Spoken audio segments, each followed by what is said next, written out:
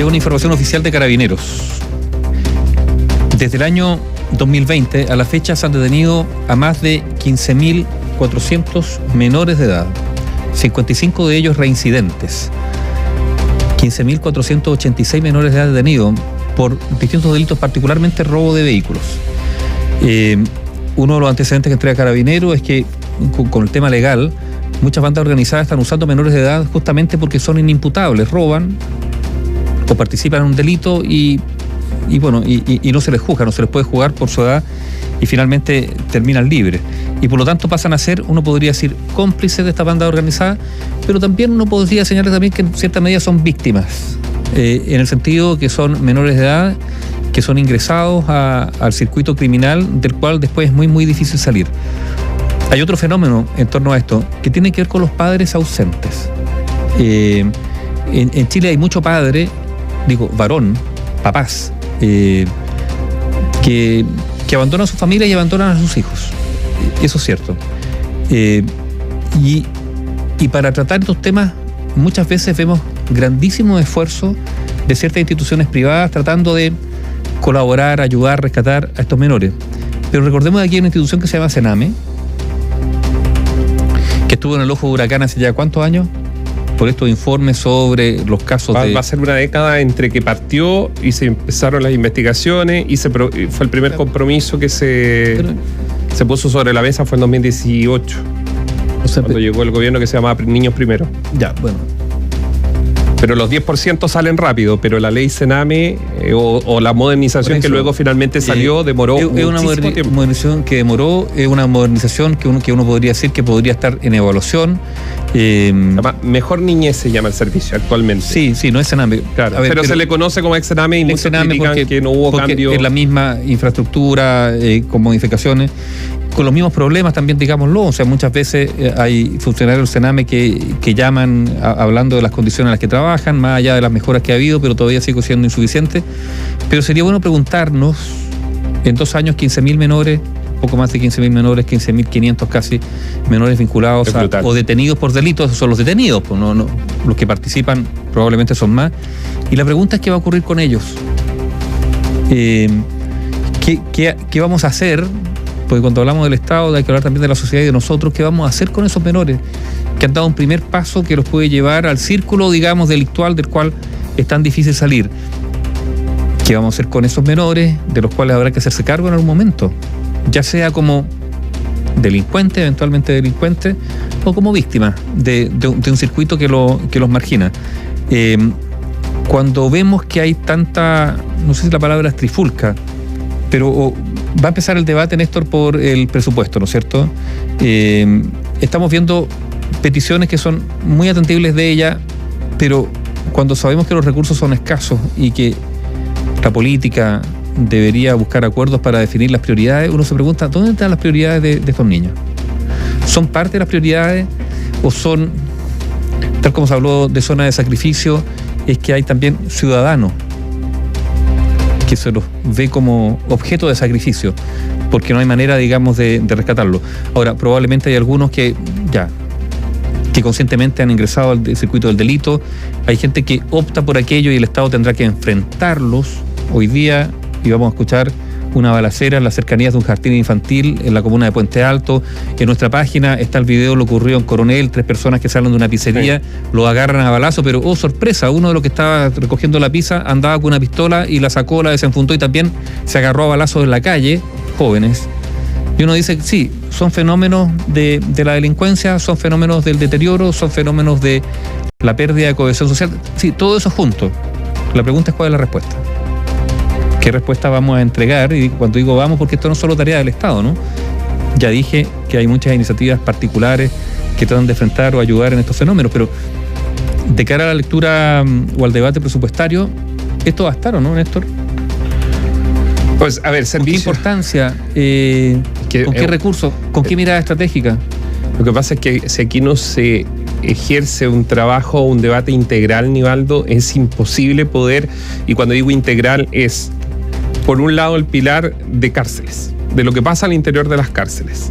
Eso es clave para poder entender una buena administración o un buen flujo en cuanto a ¿qué hacemos con la llamada reinserción? Porque cuando hablamos de estos 15.000 jóvenes, son 15, y hay que decirlo con todas sus letras, en eufemismo, son 15.000 futuros delincuentes avesados. Y muchos de ellos, aunque sean robos menores al inicio. Y muchos de ellos vienen de familias, digamos, por eso, que están dedicadas al delito. Yo creo que no hay que bajarle el perfil a las cosas ni ponerle... No, esto es complejo y es una realidad que llegó para quedarse. Hay que ver los saqueos.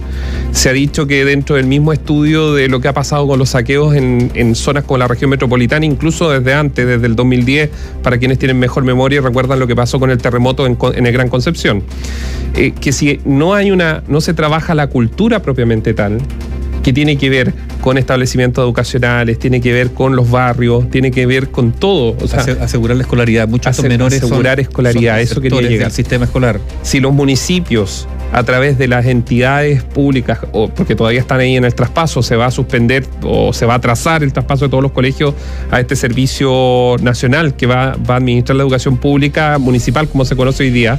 Si no somos capaces de coordinar a esas entidades con el municipio, con los colegios particulares subvencionados, vamos a estar fritos.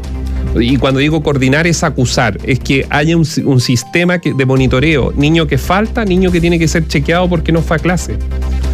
Si esto no lo vamos a cambiar definitivamente en la casa, Aníbaldo, porque y aunque los profesores digan que no y que se necesita la pata de la casa, se tendrán que diseñar nuevos planes, porque definitivamente en la casa ya no pasó nada.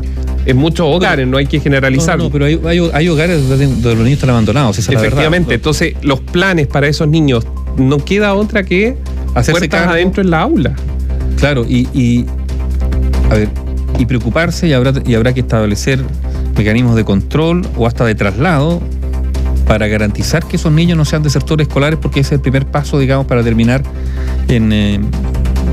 atrapados o cooptados por el crimen. Y lo otro también, bueno, ahí está la otra realidad. Hay crimen organizado que está dedicado a reclutar menores. Eso ya es evidente, ¿no es cierto? A ver, hoy día hay organizaciones que están operando en la comuna de Estación Central,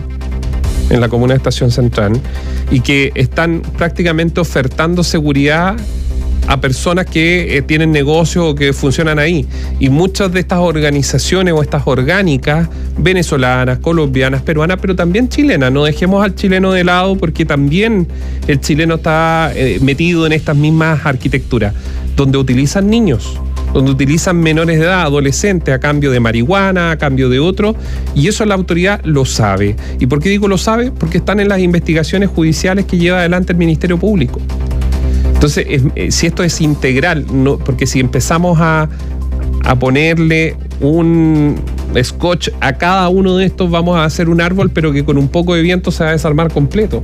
Entonces, si no logramos que aquí haya una política integral cuando hablamos de seguridad, que no es solamente que los carabineros disparen, tendrán que disparar cuando hay que disparar, y tendrán que disparar a un pie, a un brazo, tal como lo vimos el fin de semana.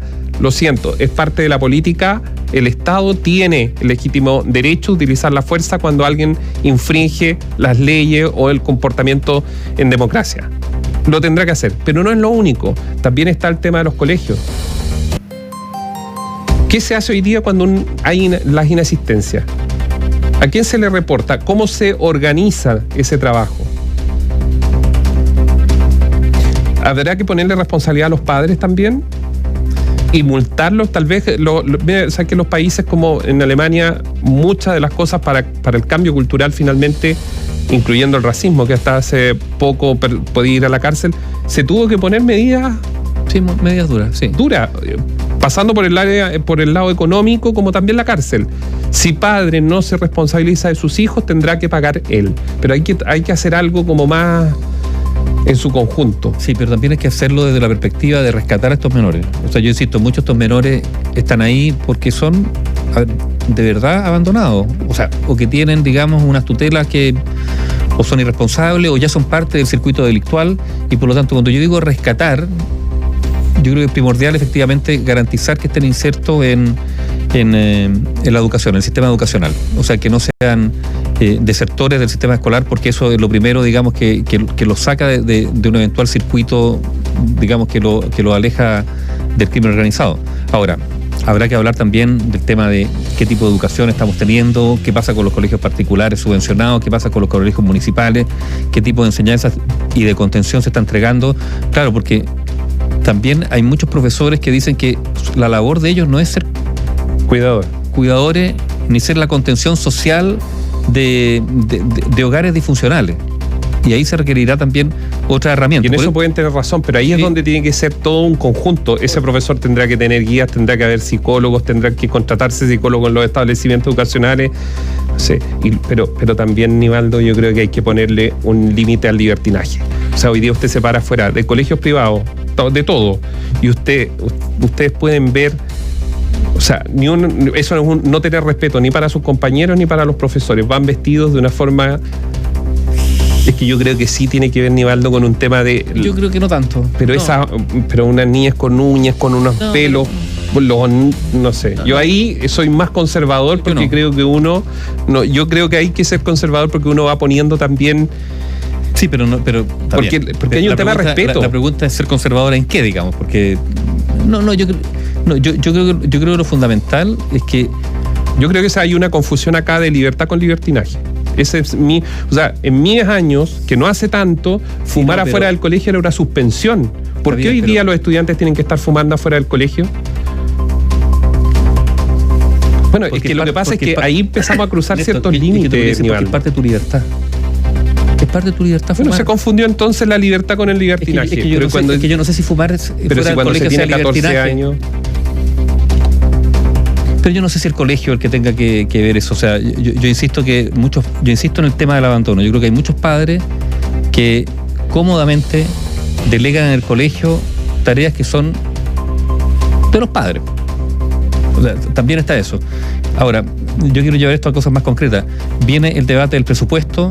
Yo sé que esto en la agenda política no está, absolutamente no está, porque aquí empiezan a aparecer también los parlamentarios que tratan que en el presupuesto partidas muy focalizadas a las zonas, digamos, de reelección, para decirlo claramente, sean beneficiadas y este tema, que es de solución larga y difícil, que no va a ser rédito de ningún gobierno, porque esto debiera ser una asociación de gobiernos los que finalmente mejoraran esto.